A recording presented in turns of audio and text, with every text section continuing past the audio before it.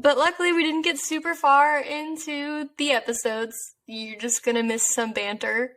Just know that it was It's gonna good. be a short intro now. And my dog Lauren's dog.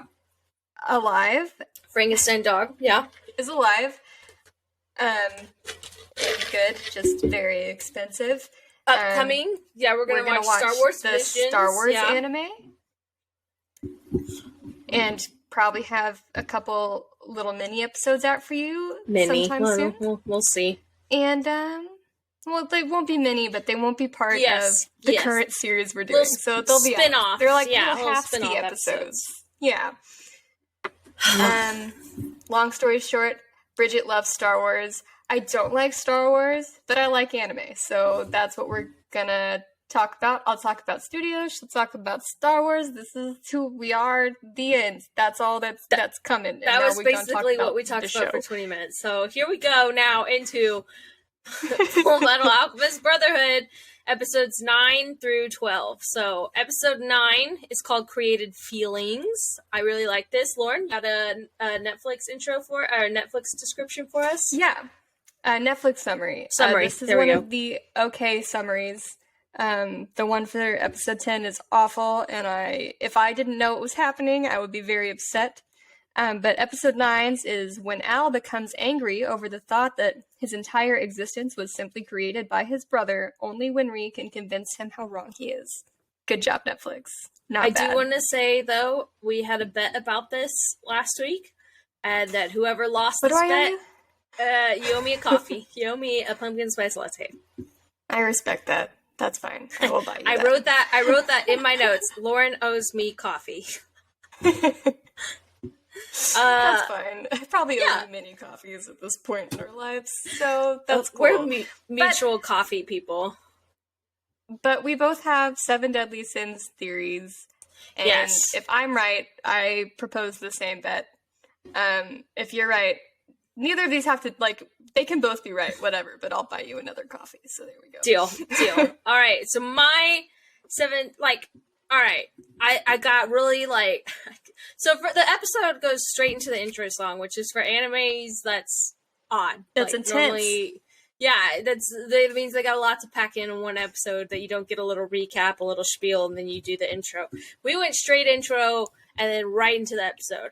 So during that, I was thinking of 7 Deadly Sins, and, the war stuff, and Ishvalin's been on my mind, and then it brings up again in further episodes, and I really think that maybe the Fuhrer, because he comes in this episode and is kind of sketchy, I think he's Wrath, which would make a lot of sense with the war stuff, and the alchemy, and creating the Philosopher's Stone. I almost said Sorcerer's Stone, straight up Harry Potter.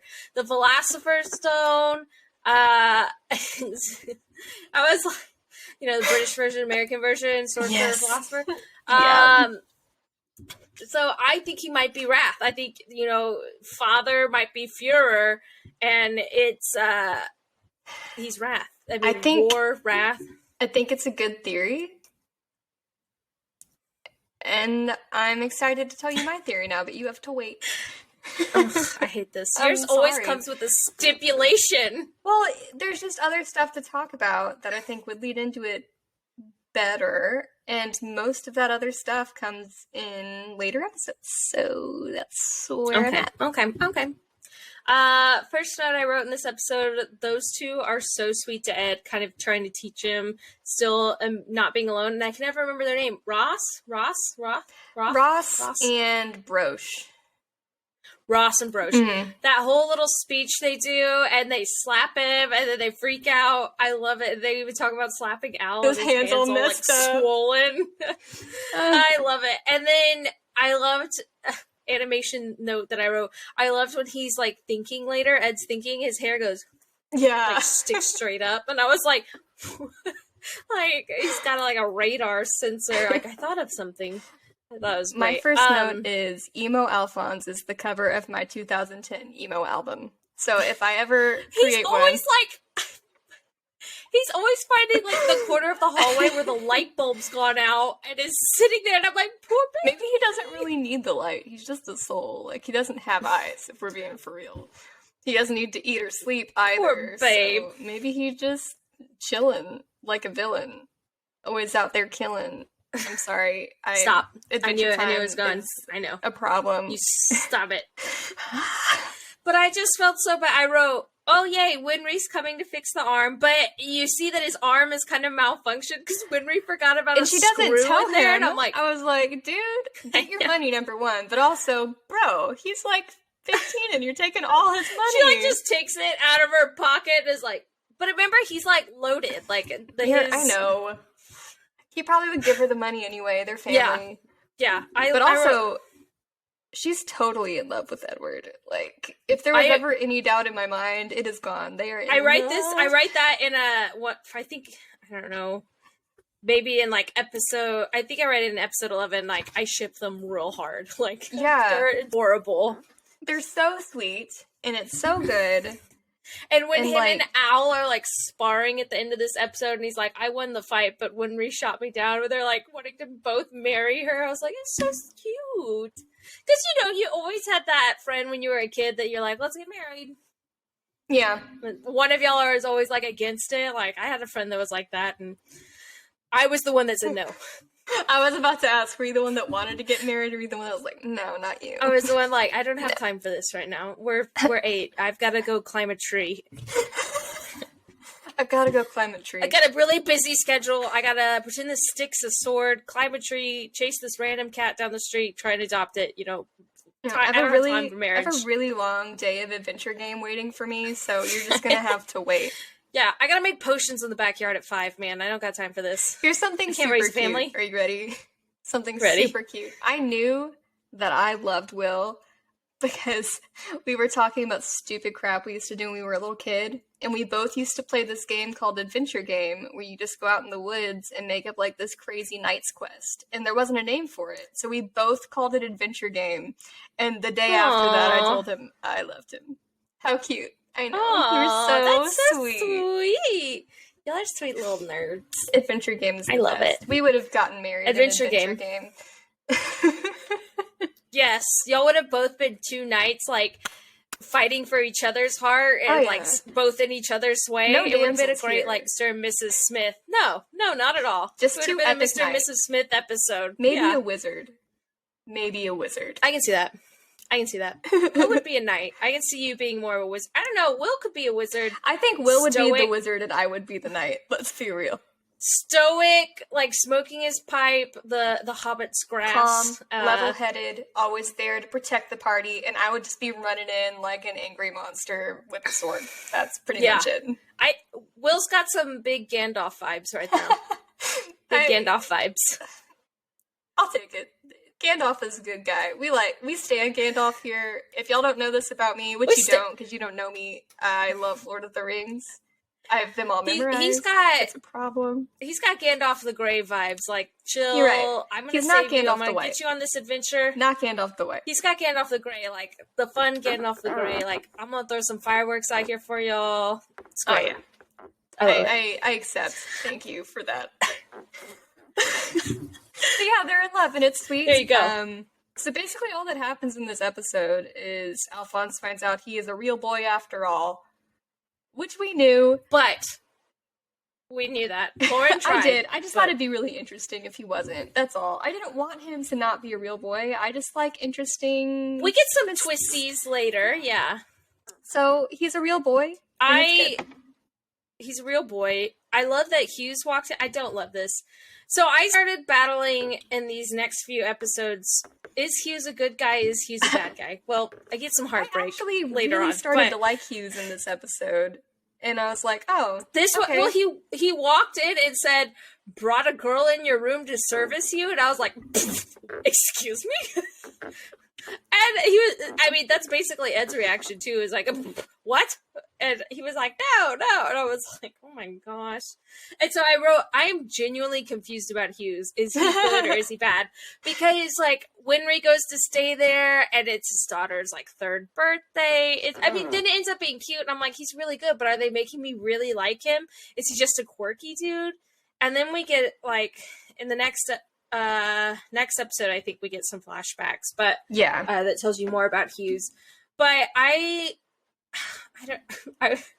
I just felt so bad for Al in most of this because, like, he yells, "It's not like I asked for this body again," and I was just like, poor freaking Al. Winry did kind of make me just a little angry in this episode, though, because she freaking goes off on Al and, like, hits him with a wrench and crap. And I know he can't feel it, so it's not like it matters.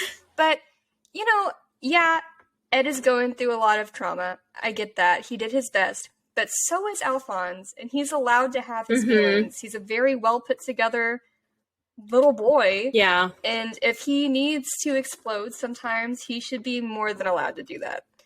And I'm sorry, Ed. I feel bad that this made you feel bad, but give Alphonse a little credit for how mature he is most of the time. And don't hit him with a wrench, Winry. Jeez. Calm down. That did make me laugh, though, because she just always has, like, a tool to whack them. But I felt bad. But, I mean, like, doing that flashback of, like, Al's arm deconstructed and him kind of being drugged because he was in the hospital and saying, like, his deepest fear of, like, I just, like, and then I just wrote, oh my gosh, just talk to each other. You know, because the whole thing was, like, you know, Hughes was saying, like, sometimes it's just your actions. And I'm like, no, you need the words. And so Winry says that in the episode, but I was like, oh my gosh. These 4 episodes did a lot for me with Edward, though. Like, Edward was just kind of like a here or there character for me. And then after watching these, I actually really like him as a main character. Did a lot. You get more emotional depth in him, for sure. Yeah. His maturity was less annoying and more just like, oh, you have so much about you that I want to help and I cannot, and it's sad. Yeah. Yeah. And then the episode ends with Scar. We see Scar. He's alive. Because, you know, like, we assumed he's alive, but we didn't see his body. But he's alive. Yeah, pulled out of the sewer. And then Scar's, like, having a flashback dream. His family's gone. His mentor's gone. And then it pans up, and we only see, like, from the nose down of a state alchemist sent to exterminate. And we assume that he tried to kill Scar, and that's how he got it. But it looks like the state alchemist that we saw in the prison in the end of that episode. I called him Boom Boom Man because he makes earthquakes. I think that was his thing.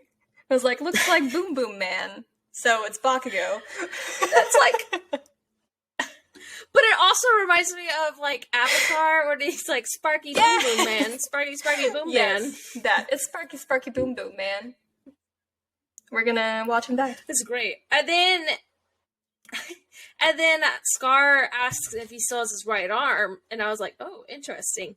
And so they're like, yeah, and they uncover it, and he's got all these tattoos on his right arm, and he says, like, it's a gift from family. And so I'm wondering if they're alchemy symbols on his arm that's allowing him to do everything he can do and why he's alive, or maybe. I don't know. I think there's more to those tattoos. Well, and he didn't make any transmutation circles when he was attacking. He just kind of smacked it. So maybe they're already that's true. Just to do specifically what he does. Yeah. Yeah, maybe. But that's how the episode ends. And yeah, what a cliffhanger there. Yeah, that was that episode. It's pretty simple one. Nothing crazy going on. Yeah. It was more of syncing up Ed and Al again. And Winry being on the journey with them now. Scar is alive. Love. Yes. So it was I'm guessing there must have been, like, a hiatus or something in between some episodes, and I don't know, because it was a catch-up episode. I do know this next episode came out, I want to say, like, on Thanksgiving, or, like, the eve of Thanksgiving, and I think this episode was an episode break, at least in the original series. Okay. I don't know if it's the same in Brotherhood, but I know this because this episode in particular scarred Dana for life, which is also how I knew that this tragic event was coming to pass. It's the only thing I knew going into this. But anyway, I'm going to tell you the summary, because if I had just read this summary, I would be angry because I know who it's talking about. And this is for episode 10, Separate Destinations. Episode 10. And it said, when the conspiracy surrounding the Philosopher's Stone closes in on the military's highest ranks, one of Mustang's most trusted allies is murdered. They've only shown Mustang with, like, one ally, so obviously you know who's gonna die. But it doesn't help also that it opens straight up with his daughter, with Hughes' daughter, being like, you'll come home early tonight, right? And he's like, I don't know, got a lot of work to do. And I was like, dead. Dead. It was ominous, dead. It was sad, I was not ready. And so separate destinations. We start with, like, a flashback of the war. And then the power of one man doesn't amount to much. And so it's a flashback now of Mustang. So he's in his office, like, daydreaming, and I don't remember who, is it Hawkeye standing next to him? I don't remember. I don't think it was. Hawkeye. It's always Hawkeye. Well, and they were like, "Oh, were you dreaming?" He was like, "Just an old memory." But it's Mustang wants to protect the ones that he loves. That's why he wants to go up into power, because he doesn't agree with what's happening in the war. So I think a lot of the alchemists were forced into this against their will. Because of their power. Exactly. And then he's telling this to Hughes. And Hughes, the one, he says, like, basically this needs to stay close to our chest.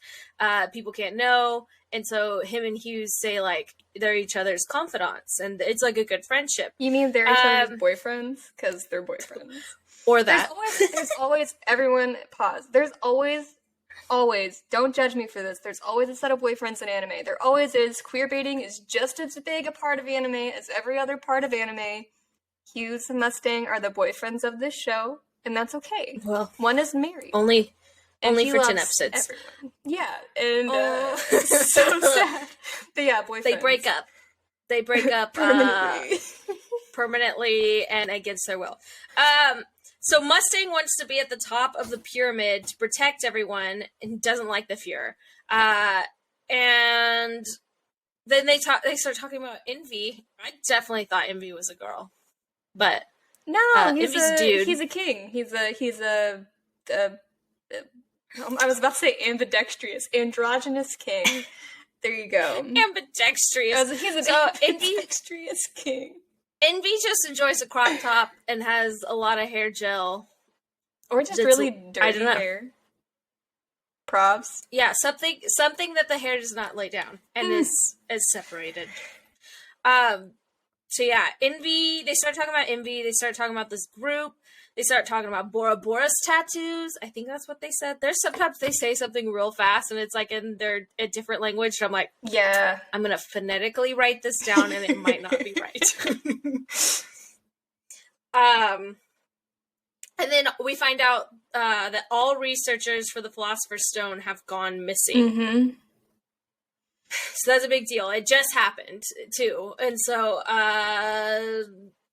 it's like the Fuhrer says something about like every time they get close, like they find someone that they go missing and they're always one step ahead. And I think it's because he's the person. He's watching them all get the hints, and he's the one knowing the info, and he's one step ahead of his own people because they're telling him what they're going to do. So he's doing it because he's the one making the Philosopher's Stone because he is Wrath. Anyway. I have things to say, but I can't say it yet. Okay, we'll save it. Okay. Okay. So then they decide they're going to go, Ed and Al are going to go visit their old teacher. But first, the Fuhrer tells them not to talk to anyone about what they know, which is a little sketch. Oh, yeah. They say, don't say anything. And then he jumps out a window, which I thought was a little weird. Yeah, his bodyguard's looking for him, and he just jumps out a window and is like, he's like my shadow. Just like, and I'm like, nah, I'm gonna go out the window. It's cool. And I'm like, okay, very odd. Freaking weird. Yeah. Sorry. Weirdo. Swear jar. Put a quarter in there. So then they're going to go visit their teacher, and on the train ride to their teacher, they have to go through Rush Valley, which is like the Holy Grail land of engineering, and Winry is pumped. And so we spend the next episode we spend in Rush Valley. The rest of this episode, because I was kind of like, oh, are we traveling? Is this the end of the episode? No. Before we get into the big sad, I just have to say that Alphonse having a list of food that he wants to eat again whenever he has a mouth is the most relatable and sweetest thing in the entire universe. And I love you, Alphonse. Poor baby. I know. Poor sweet baby. He wants to eat that quiche so bad. Also, how sad is it that they just don't know any of this happened? I know. That really hurts me. Like, they're just talking about Mrs. Hughes. On the train, they're talking about the Hughes family. Winry's talking about how sweet they were. Ed and Al are talking about how Hughes would visit Ed every day in the hospital, even if he annoyed them with, like, how much he talked about how much he loved his family. They're like, we should do something nice. And then it cuts to the funeral. Okay, so before we get to the funeral, Hughes dies. Yeah, he was attacked because he knew something, but we don't know what he knows. Yes, so we know there's riots and uprisings, people are dying, and we know Hughes knows something, and he doesn't trust people with it. He's figured something out. We don't know what it is. And then Hughes goes in this room where he's, like, studying it, and he's, like, realizing it, and Lust pops out of the corner. And I'm like, no! He gets stabbed. Like, she apparently can do spiky needle fingers. Mm-hmm. And as she stabs him, he throws a knife into her forehead. And she lives. And she just pulls it out. Which is crazy. She's just like, that's annoying. That goes into my theory later, too. We'll get into it. Okay. And so Hughes runs. He goes to the phone. He's like, I need to call the Fuhrer. I need a direct line. And as he gets the phone, he's like, no. And you can see he just puts it down and he runs out of the building. And everybody's freaking out because he's bleeding out.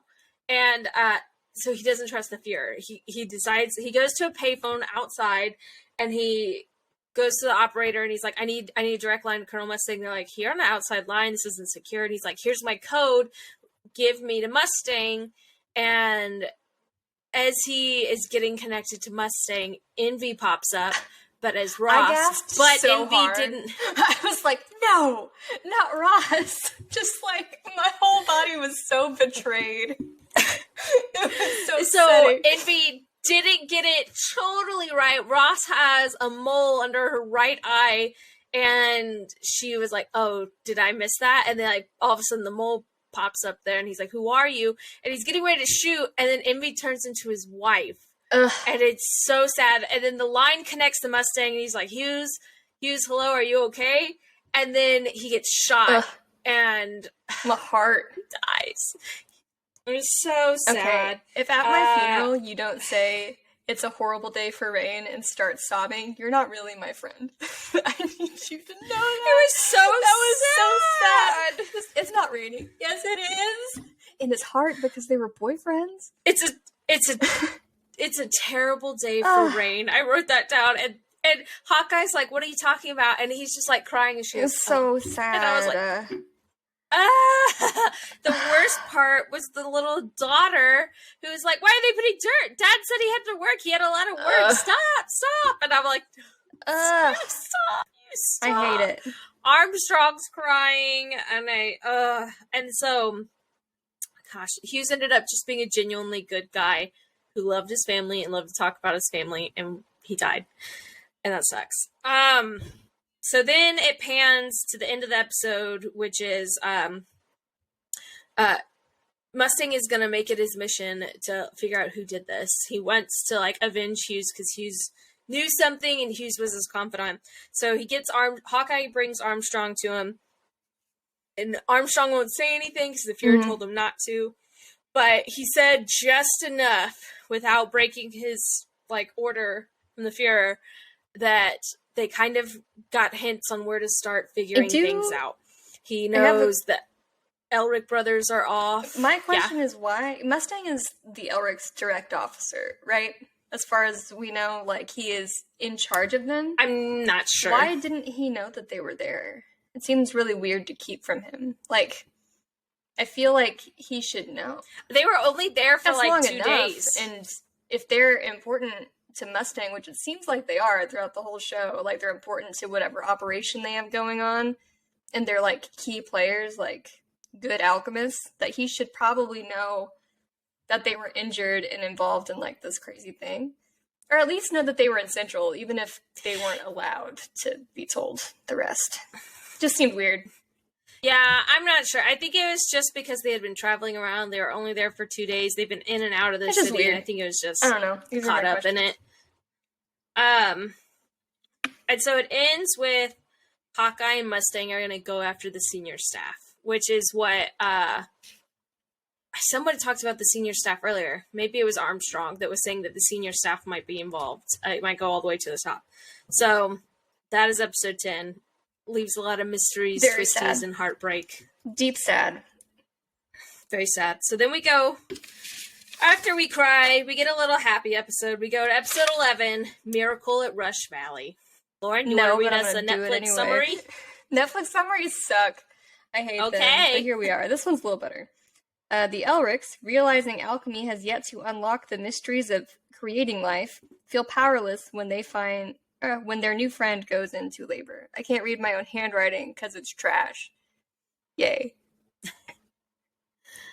Trash. It's okay. So I was like, new friend in labor. I was very confused because I saw that summary too on Funimation, and I was like, what? At least I didn't just say friend in labor, because it could have been Winry. We've been like, what? Winry's pregnant? I know. So this is the first time we get the detailed intro, like the talking intro in a while, that talks about alchemy. And so, that was fun. A little fun recap. Rush Valley is an engineer heaven with automail. And basically everybody's staring at Ed and Al for all of their bits and pieces. And they just stripped that boy naked. She was like, don't be rude. Just let them look all over you. I'm like, Winry, calm down. I know you're horny for a girl, funny. But dude, like, calm down. I love that in the midst of all that, Ed gets pickpocketed, and he's like, I know. That is my timepiece that tells everybody I'm a state alchemist. Like, it's basically my ID. I need that. And so everybody's like, well, I guess this girl down at the end mountain might have been the one. She kind of pickpockets. Okay. So they go on their journey, and then it ends up being this whole chase. Poor Ed now. You know what I love, to chase this girl? What? I love how different their alchemy is. Like, Ed is all raw power, and then Alphonse is, like, so neat and precise. Like, his little cage was beautiful, and Ed just destroyed a mountainside. I wrote that down because Ed was just like, and this mountain just comes sliding, and I was like, okay. And then Al sets up a little cage trap. It's so nice. And I wrote, Al was so quiet and chill, and he's like, I've been waiting for you, cage. And I was like, oh. But then she surprises us, and she just, like, busts out of the rock cage because she got 2 metal legs, because everybody's got metal pieces with a sword attached, and the other one has a gun. And she has a leg cannon. Yeah, I was like, what Planet Terror nonsense is this? And after that huge her name is chase, Winry just catches her hand and doesn't let her go. Yeah, and, like, squeezes her. Yeah, I was like, all right. Her name is Penina. I love that name. And so they get to go meet Mr. Dominic, who is, like, this amazing engineer. And so he's looking at Ed's automail and is like, this is kind of heavy. It might be what stunted his growth. And Ed's just like, what? I could be tall. Can you fix me? There's this little thing it was so that funny. happens in anime is when anime characters get excited where they do, like, this wiggle. And it's just my favorite thing. I hate it. I love it so much. I hate it. And it's like 10 times in this episode. Like, I love it so much. Winry's doing the wiggle. I love the anime wiggle. Oh my gosh. So basically, Winry is obsessed with Dominic, and he's like, I want to be his apprentice. I want to be his apprentice. He knows so much. And he's like, I don't take on apprentices. Sorry. And then it was just so sweet. A lot of this episode is so sweet. Like, the boys being amazed by her being pregnant. Because I'm realizing, like, they don't get to see happy home lives very much. And they ask, like, can I touch your belly? And they're just, like, amazed at the baby. And I'm, like, ugly crying. Can I touch your belly? She's like, yeah. The baby's moving. And I was like, they don't get happy. And then with, like, everyone bonding and stuff, Winry tells What's-Her-Face that she's got to give him his thing back, and they realize that his pocket watch is welded shut. And so... Oh, but before we get there, the Winry and that girl bond. I said that. Because she gets her legs cut off by a train. No, you didn't. Oh, but...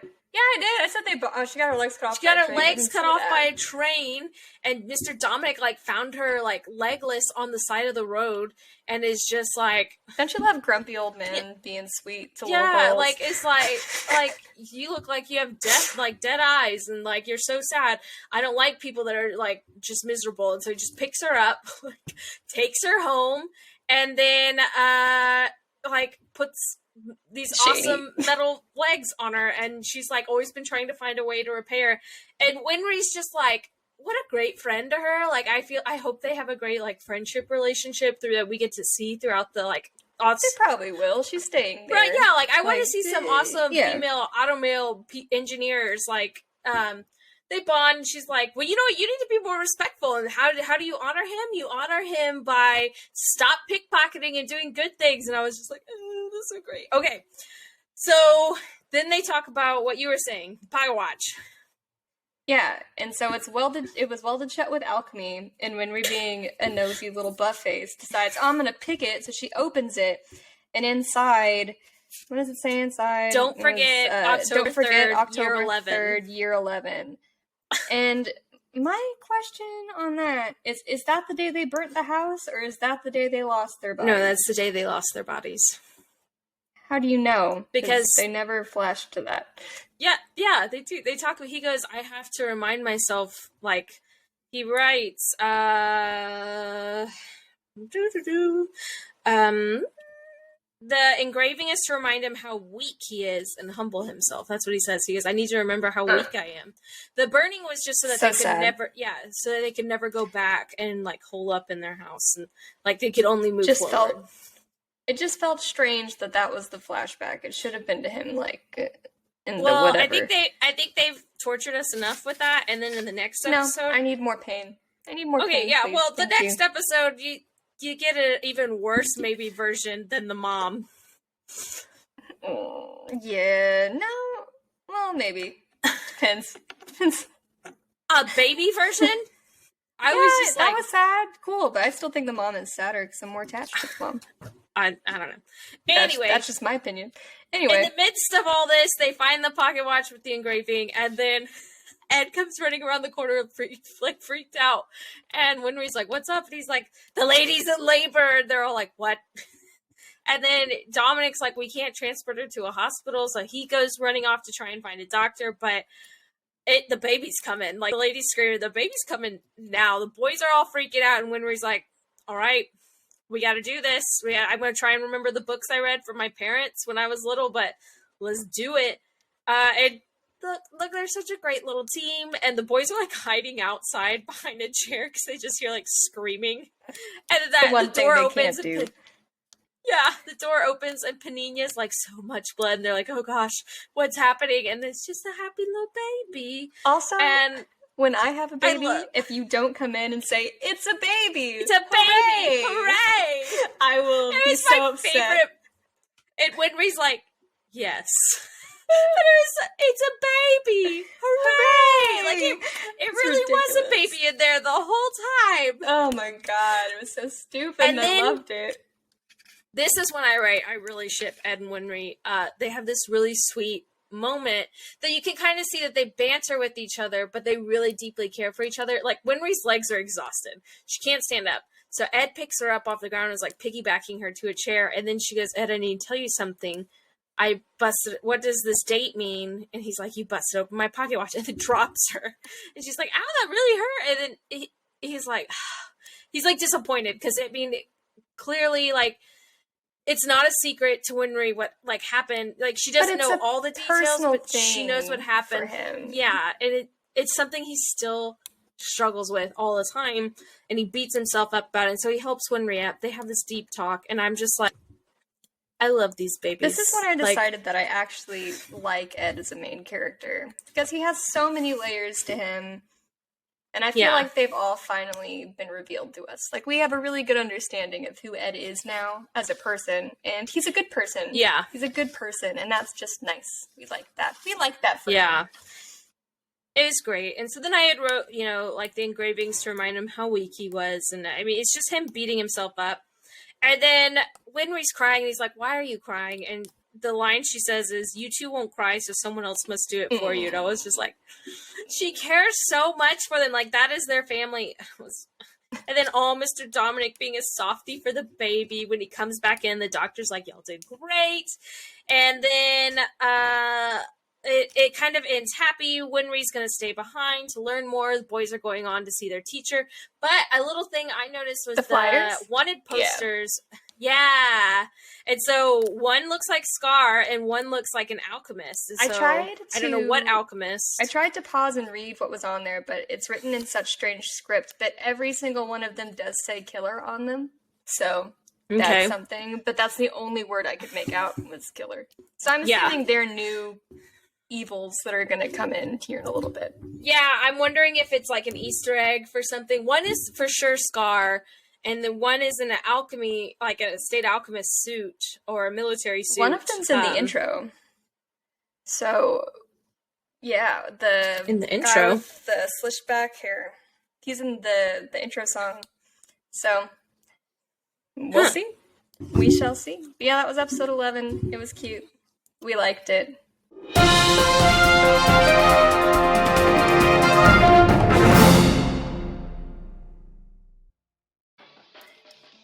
Alright, is it the soup? Was it good soup? It was bad soup, y'all. Oh my god. You okay? I went down the wrong pipe. Are you okay? Yeah? Yeah? Okay. Good. It went down the wrong pipe. I'm so sorry. Oh my gosh. Ooh. Take a second. Oh my god. Almost threw up. I coughed so hard. It's still there. If I throw up while recording this, it'll be the worst day ever. That'll be the worst recording we've had. We've had so many issues that I just throw up. That'd be really... It's good TV. It's good soup. It's good soup. I'll leave that part in. Oh my god. So for the part that just got cut out, Bridget almost died on soup. Oh my gosh, I took a bite of my chicken noodle soup, and then it went down the wrong pipe. I almost died. I gagged twice. I will cut that out. But yeah, of course, if you don't end your near-death experience with the TikTok meme, what are you doing in life? Oh all right, so that was episode 11. Good soup. Then we go to episode 12. One is all and all is one. Lauren, you gotta take it away with your... I got you, man. I got you. The summary for episode 12 is, while visiting Izumi, their childhood teacher, the Elrics recall the early difficulties of grasping the concept of equivalent exchange. Honestly, it's the best summary Netflix has done yet. Good job, Netflix. So, yeah, it's short, to the point. Quick summary, and then we can just kind of dive in. Blow your nose, Bridget. Okay. It's okay. Thank you. Yeah, you keep going. Yeah, I will. We're good. They, the boys continue onward, and they go visit their childhood teacher, who they met after their dad left and their parents and their mom died. And they go to see her, and they have some flashbacks of their time training with her as a kid, and then they talk about stuff because it's been a really long time. And that's that. It's great. All right. Would like to say that Izumi and her husband Sig are the best people, adorable in this entire show. So sweet, dear Lord. Sig kind of remind me of the dad in Luca. Yeah, like. Not a lot of emotions, huge guy, but so soft-hearted. Like, just big sweet. I love him. Big sweet. Like, man. That was my relationship goals right there. I want to be Izumi and Sig. She's fiery, loud, and he's just supportive, quiet, strong. And I was like, goals! You gotta love a woman who can kick you in the face while wearing slides. That's how you respect someone. You're just like, oh, exactly. Slides? Who's missing most of her, like, internal organs. Oh my god, right? It was freaking crazy. Blushing. We get Alphonse is the cutest thing I've ever seen in my life. I want that tattoo on my body, and I will probably get it. I love when they do simple drawing Alphonse. It's my favorite. He's so cute. It's painful. With his little squiggly mouth. We get a lot of like All Might sickness, random blood pukes, like we do in My Hero. I think that Toshi made me weirdly soft to that, because as soon as she started doing that, I was like, oh, I like you. And I was like, what? Why is this a thing that I just like now? And it's because of freaking Toshi, and it's weird. It's a weird thing to just It's just so funny, because like that's like the first time we meet Small Might, and he's just like, bleh! And you're like, oh, in episode 1. So Sig is her husband. That's her teacher's husband, Izumi. Sig is a butcher and a huge dude and adorable. Izumi is their teacher, and all we know in the beginning of the episode is she's sick. And so Sig asks if she is feeling well and wants to come visit the boys. And the first thing she does, like we said, is just like kick Al. And he does this lovely animation, like twirl across the street. And then, no, Ed, not Al. And then Al's just like, I'm sorry, you might not recognize me, it's me. And I was like, oh, it's so sweet. I know. Oh, I never said my favorite line in episode 9. Oh my gosh. Go back. Because it's Al, and they're on the train, and they're like, teacher's gonna be so mad at us, and they're all scared. And Al goes, it would have been nice to have a girlfriend before I died. It's like they're so scared of her, that they respect her so much, but they know she's so powerful. And they should be. She's scary. She is a scary lady in a good way. I love her. She's lovely, scary. So she like Me too. apparently I want to be her. Grew up north and like learned alchemy, and it felt like Alaska vibes, where you got to respect and make sure nature doesn't kill you just as much. And that's probably because my parents watch a lot of Alaska shows, so I'm like, nah, man, if you go live in Alaska, you better be ready to live in Alaska. So teacher doesn't know a lot about the stone, but Sig goes, what about that guy Poenheim? I think is what he said his name was. Poenheim. And then the boys like freeze, and it's their dad! Curse of Daddy Elric. So it turns out Daddy Elric is like the #1 researcher of the Philosopher's Stone, which I guess we should have known that to begin with. Do you want to hear my theory now? Give me your theory. So Lust did not die when she got stabbed in the head, right? Correct. What if she's not entirely human? What if she is a human life created by the Philosopher's Stone, and father is actually Poenheim or Daddy Elric? Okay. And he has the Philosopher's Stone. Like a full stone? Yeah. Interesting. That's my thought, is that he created I think the 7 deadly sins are created people. And you think Daddy Elric's the only one? They don't really do alchemy. They just do magic. They have just like powers, yeah. Yeah. So I think they're created humans. Do you think he is creating them because he's evil, or that the Fuhrs like captured him and he's being forced to create them? That's the part I don't know. I just assumed that they are created and he is father, and that is interesting. All I think. That is my idea. There you go. That's a good theory. I like that. I can see that. Yeah. Thanks. Yeah. Interesting. So we've seen Daddy Elric in the intro song, but now we see him again. And Ed calls him. He doesn't even call him Dad or name. He just says him. And so he's a guy from Central. Aster had knowledge about the stone. Dad is still alive, and is the guy in the intro. That's what my notes say. It's all like capitalized. He is.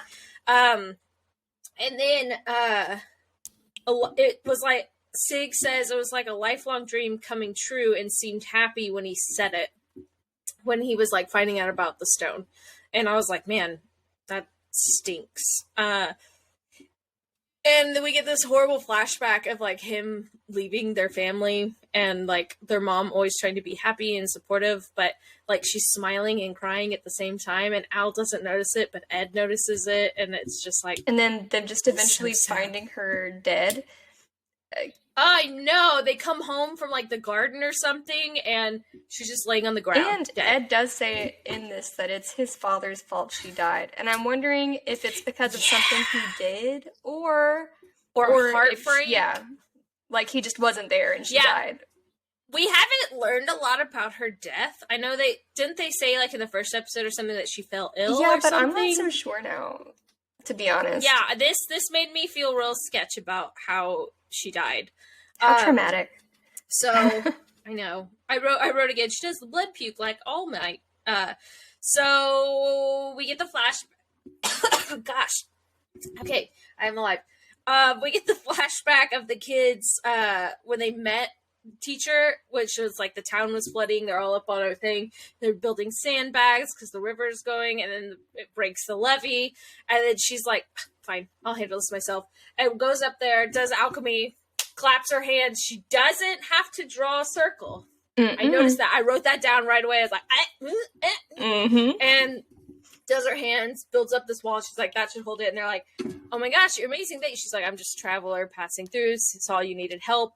And the boys just run up to her like, please teach me. And she's like, no, like, yeets them. And then they're like, no, please teach me. Yeets them. She's like, where are your parents? And they're like, oh, these are the town orphans. And then because every town has orphans. The town orphans. I was like, oh, okay. And oh god, it like breaks her heart. And so she's like, how can I say no to that? Takes them in. But then it like pans to her leaving them alone on this island. And it was like, hey, you can't use alchemy and you got to survive here for a month. Yeah. And I'm like, bro, what? Sig's like, I don't know if they do they have food? And she's like, plenty of food on the island. It's fine. But this is when you start learning about the all is one and one is all. I did make a note. That poor bunny. Because they have this horribly sad scene. Like, they're gonna kill the bunny and they're arguing who has to do it. Because the bunny's, like, making these, like, doe eyes at him. And it, like, even has, like, the cute little anime blush squiggles. And I'm like, oh, no, not the bunny. And then it all of a sudden pans over to this fox taking the bunny to its den. And all the kids are, like, ripping it up. And I'm like, ah! But, so they're not eating, they're having a struggle, and they're laying there baking in the sun, like it's very Lord of the Flies kind of feel. And after Ed tries to eat Al's arm, yeah, just like sees like Al's a hawk of ham and is like, yes, as he should. Al's like, what are you doing? Yeah, beefy little Al. He sees these ants and he starts eating ants, and it's my favorite because he's like, okay, eat another one. Okay, I'll eat another one. And he says the line, I'm alive because I consumed life. And so then we start getting to our existentialism in this episode. We take a weird trip through this episode. Yeah. So one is all is one. Basically, in really short terms and not doing all the detail that they did, it's a circle of life. Like, everything's connected. We're all made up in this universe. All things are connected. The universe is all one big flow. They're just one small part, even smaller than the ant in the big flow of the universe. They keep saying big flow. I have a big flow right now. Oh, Lord. That's so gross. It's true, though. So Lauren's crampy, and we get that, and that's not her fault. No, it's nature's fault, because one is all and all is one. One is all and all is one. It's a part of the bigger flow of the universe, Lauren. The big flow. The big flow of the universe. Yes. Yes, indeed. So they talk about the Alchemist Circles, the circulation of power, the grid is what's connecting. So they break down the alchemy circle and the symbol. And I have that written down. Where is it? It's the basis of all transmutation is the power of the circle, which denotes the circulation of power. In order to call upon and harness this power, it must be drawn. One must draw a structural matrix over the circle. So that's how you get them to do what you want, depending on the matrix you put in it. Ta-da! But not the 1999 matrix you put it in. No. Not that one. Not that one. No blue pills. Just to clarify. Yes. But there is White Rabbit in there too. So before we get too far into it though, whenever they like decide to actually embrace the island thing, they have like this whole montage of them, you know, being little island boys and hunting, and fishing. They made leaf capes, which I can forgive the leaf cape, like maybe that functions as something, but they also make little leaf crowns, which is just cute. That's like, what I'm saying. Like, it's very Lord of the Flies. They embrace their little island life, and then it's also that realization that they're little boys again. It was so sweet, and I know it really hurt me. Also, it's strange seeing Alphonse with a face and a human body. I don't like, know how I feel about it. It was a little trippy for me too, like hearing his voice and not being a giant armored metal guy in his body he didn't ask for. Poor sweet baby. But they passed the test, and then teacher comes and collects them.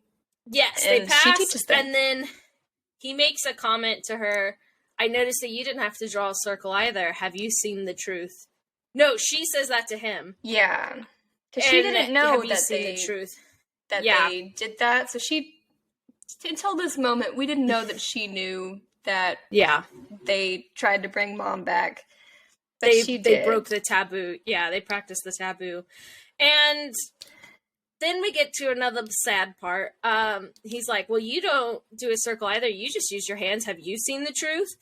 And so she talks to him, and they did try human transmutation. And I just wrote, oh, God. They tried to save their baby. They did it. It was so sad. They had fertility issues. They had a baby. The baby basically couldn't breathe on its own and was going to die. And so they tried human transmutation, and it did what it did to their parents, their mom, but to a baby. And we see it, and she sees the truth. And part is like the punishment, you know, how like, Ed lost his, arm. She loses like part of her insides, which is why she's always throwing up blood. And it was just so sad. And so that's why she's always sick. And then we get like to the saddest little ending part. So sweet. And she's like, I should have told you all about this. And they're like, it's okay. We're fine. And Al's like, I have a list of food I want to. And then she just stops and tells him, you're not fine. It's okay to hurt. It hurts. It's okay. I literally just wrote pain. I wrote, oop, I'm crying. But it's so sad. She hugged him and was like, you don't have to be strong all the time. It's okay to hurt. And I was mom. just like, they're her babies. And I'm gonna hurt. That's their...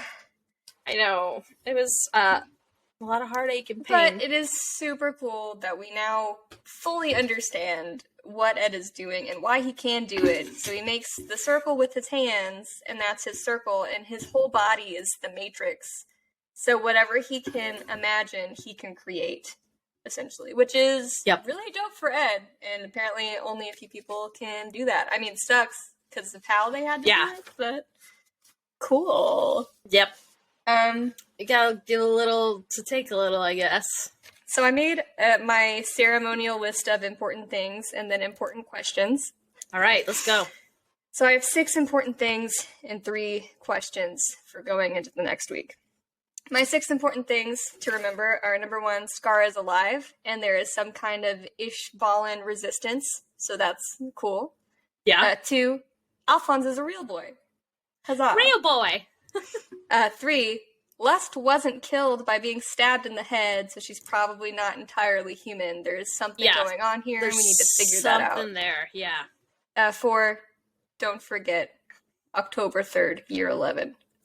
I want to forget. I remember in 2011, because it was either 2011, I think it was 2011, everyone was posting online, don't forget October 3rd, 2011. Because that was like right when I think my friends were watching this show. And I had gone over to their house and seen a few random episodes. But I remember everybody on Facebook was like, don't forget October 3rd, 2011. And I was like, eh. Deep spread. 5. Number 5. Daddy Elric, or Poenheim, is the leading researcher in the Philosopher's Stone, and it's apparently his fault that Mother Elric is dead. But we don't know why. We don't know how. No. And then number 6 is only alchemists who have done taboo and therefore seen the truth can perform alchemy without a transmutation circle. Yep. So, cool. And we only know here are my 2 questions. people that can do that. Yeah, so far. I'm sure there's gotta be more. Yeah, for sure. There's gotta be. And then my questions are, number 1, what did Hughes know? Yes. We don't know. 2, how did Les not die? That's still gonna be a question for me forever. And 3, how was Daddy Elric responsible for the death of his wife? And where is he now? Yeah, where the is he heck now? is this guy? He's alive. Where you at, Poenheim? Yeah, Poenheim. Poenheim. It reminds me, there's this city on the way to, like, my grandparents. It's called Hoheim. And I always sit in the back of the car and I'm like, Hoheim! And so... Oh, dear Lord. Poenheim. Poenheim. Reminds me of that. Anyway. Let me see what... Oh, no. I've got to get out of my fan fiction folder and go to my podcast folder. Oh. Bam, bam, bam. Are you looking at what our next episodes are? Yes. All right. So the next episode we do is going to be covering 13 through 16. Episode 13 is called Beast of Dublith. Cool. Okay. 14 is called Those Who Lurk Underground. I don't like that one. All right. That's mole people territory. Not a fan. 15 is Envoy from the East. Okay. And then 16 is Footsteps of a Comrade in Arms.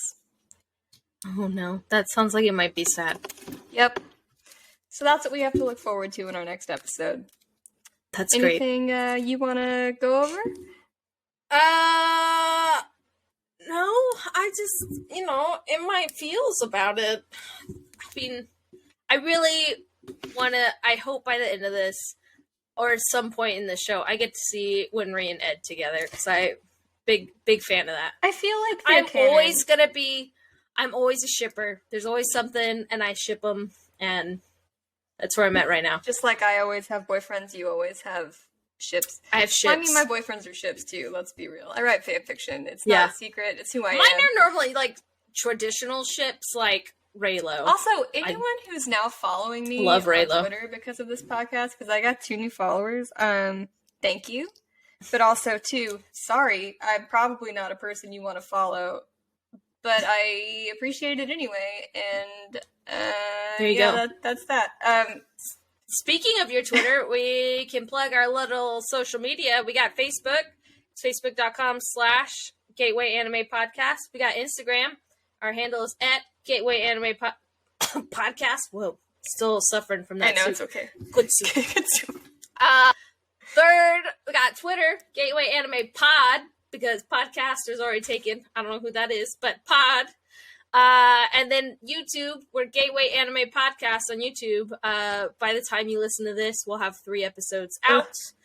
And you can watch them, listen to them. You can listen to us on Spotify or Apple Podcasts. Watch us on YouTube. If you want to see me die from good soup.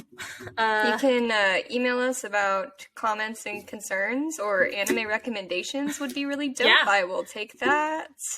Or fan mail, I don't know what y'all want to email us, but hate mail, use it. Whatever, we'll take it. No, not hate mail. If you do hate mail, I'll call you out. If you have a Armstrong-esque boyfriend for Bridget, please send us their resume. We're cool I am with single. That. I am single. You like anime? You like soup? You gonna help me not die from soup? Good soup. Good soup. Email is gatewayanimePodcast@gmail.com. Lauren and I check that. Huzzah. If you want to donate a computer to the podcast, we'd be a fan of that.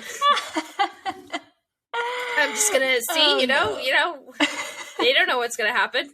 The world's a mysterious place. If you got a spare computer, any computer, we need it.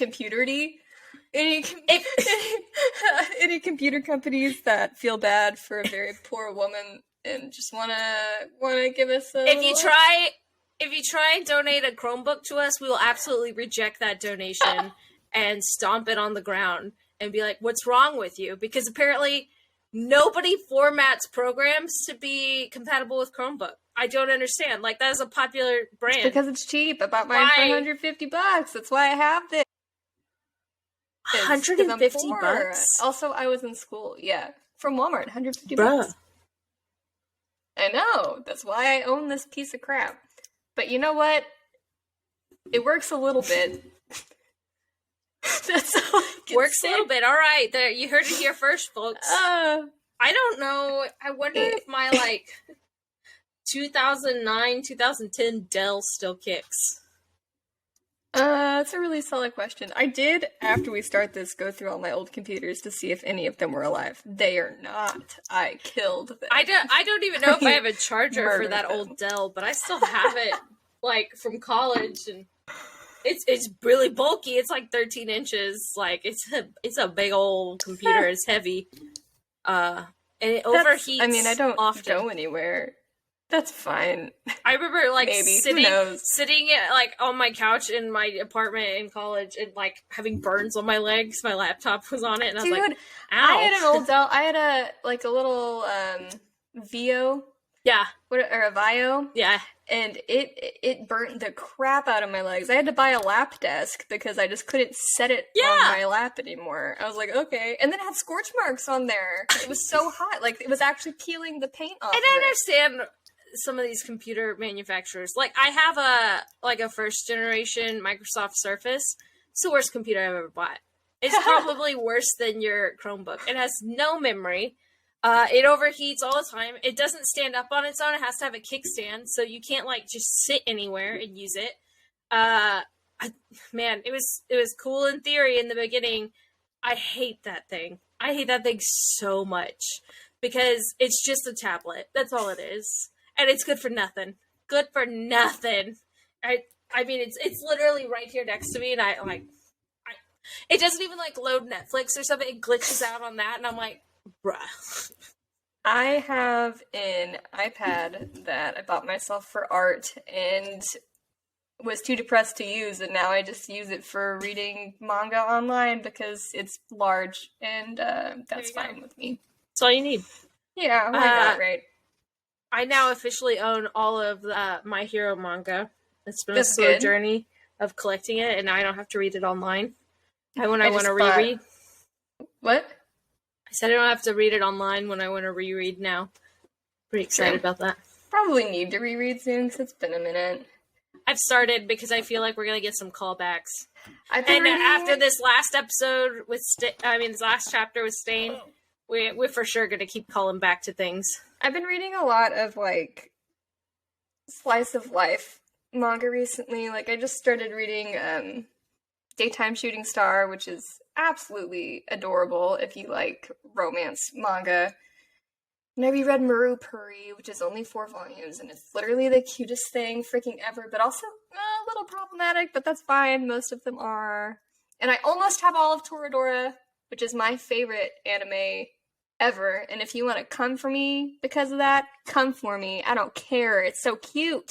You know what you need to read?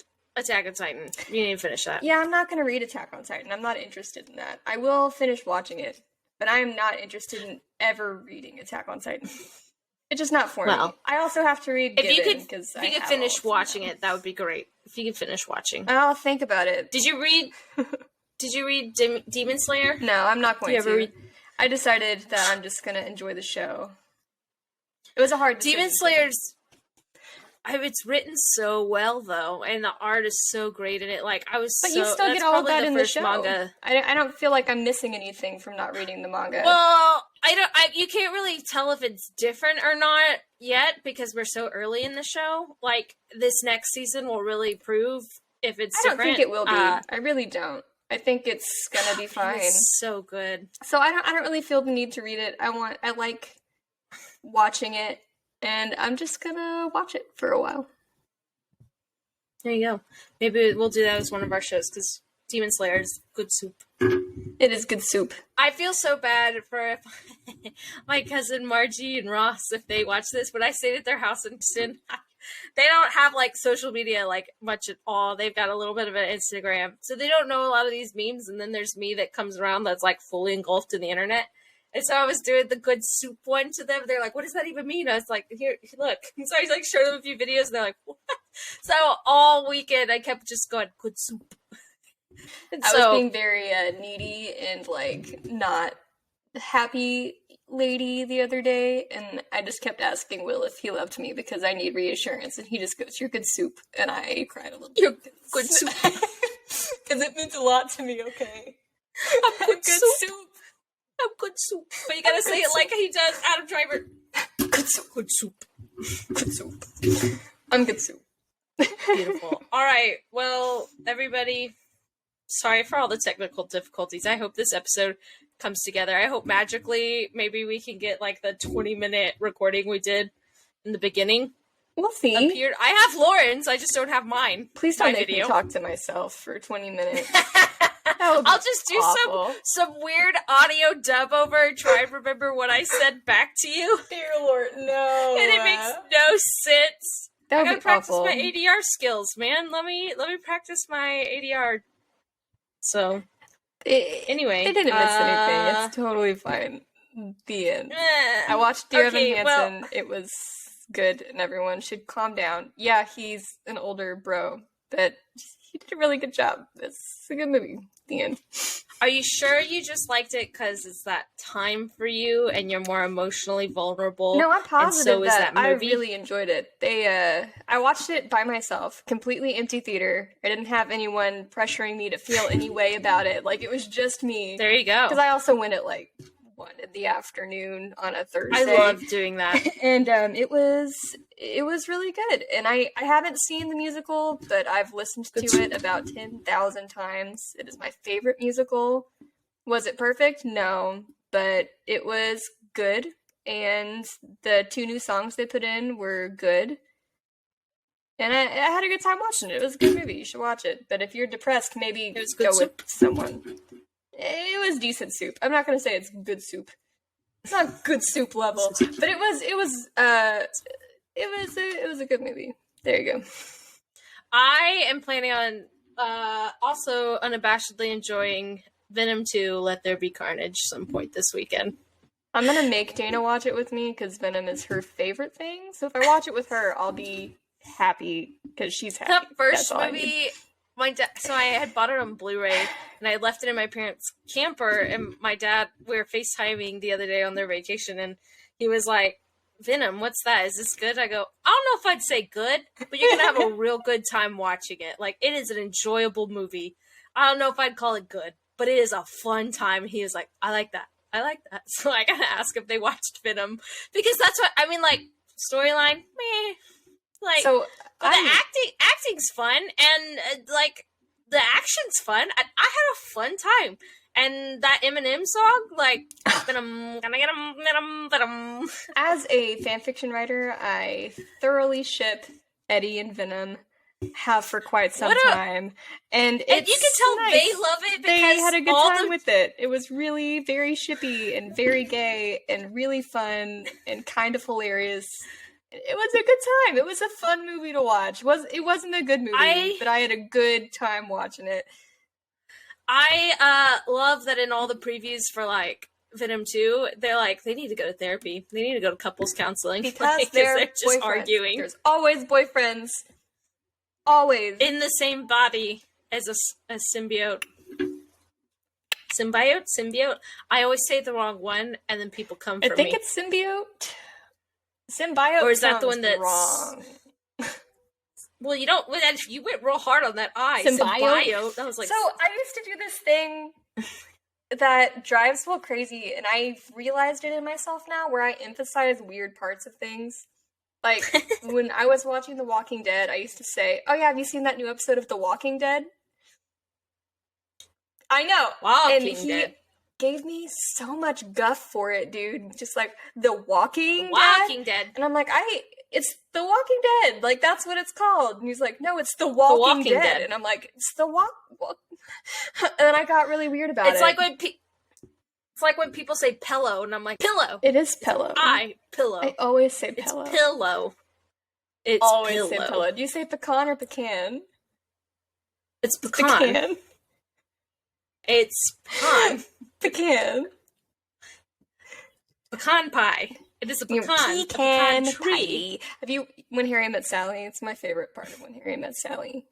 Whenever they're like in the museum talking about the sphinxes, and he's like, "Do you ever think that the ancient Egyptians were just writing a cartoon about a cat named Sphinxy?"